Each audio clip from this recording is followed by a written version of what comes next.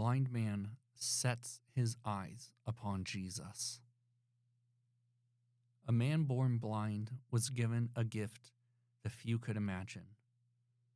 Not only was he healed and given sight, but one of the first faces he ever saw was the face of Jesus. But this happened so that the works of God might be displayed in him. As long as it is day, we must do the works of him who sent me. Night is coming, when no one can work.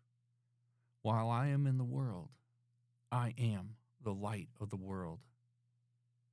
After saying this, he spit on the ground, made some mud with the saliva, and put it on the man's eyes. Go, he told him, wash in the pool of Siloam. This word means sent. So the man went and washed and came home seeing.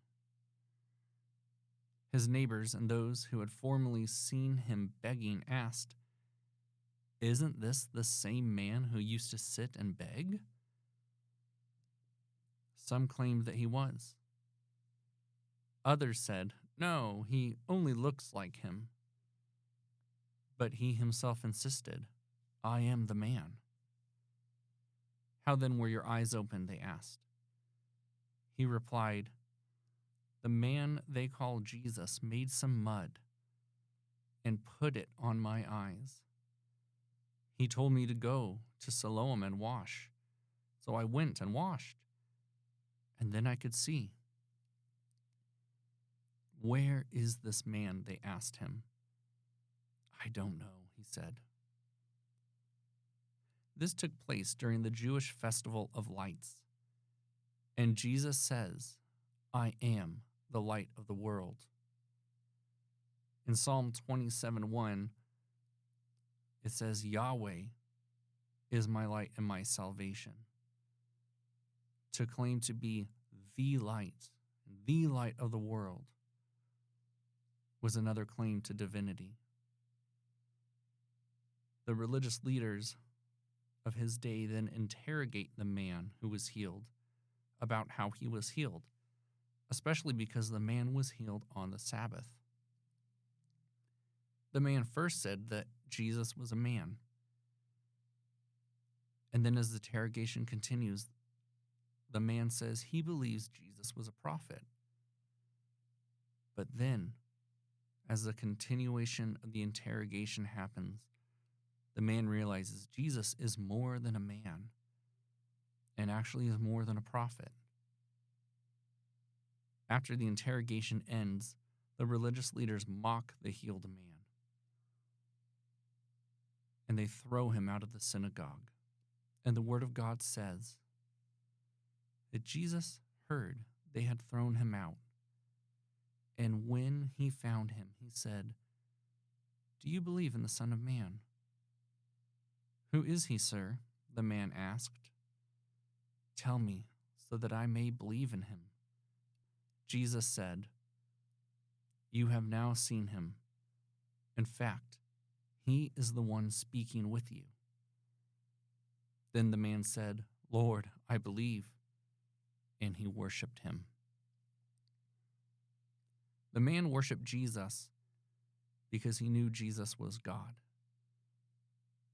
The man knew the Hebrew scriptures very well. As we've seen in Deuteronomy 6:13, the word of God commands, "It is the Lord your God you shall fear. Him you shall serve, and by his name you shall swear." The entire force of the Torah builds into these commands. Worship is not to be scattered among the many. Worship belongs to God alone. Throughout all of the Hebrew scriptures, we see prophets refuse worship when men try to worship them.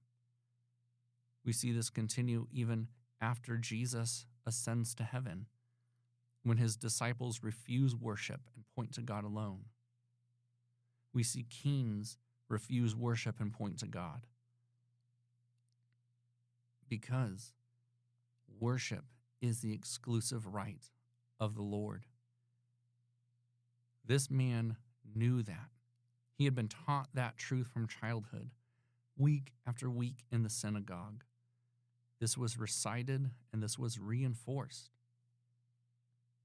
The thought of worshiping a man was unthinkable, and rightly so, because it would be blasphemy. Yet the very first time this man sees Jesus and recognizes he is the Son of Man, this man worships Jesus. He bows with no hesitation because he recognizes Jesus is the one who is worthy of the worship because he is God. Again, the gospel writers do not correct him. There is no protest. Do not do that.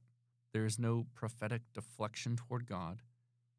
Instead, the scene closes as though this is the only proper and fitting end to the story. The healed man sees more clearly than the religious leaders. The one before him is not merely from God, he is God. And so what about you? It is true of this man's story. It is also true of your story and of the story of all history. The only proper and fitting end to all of our stories is to worship Jesus. Will you worship him today?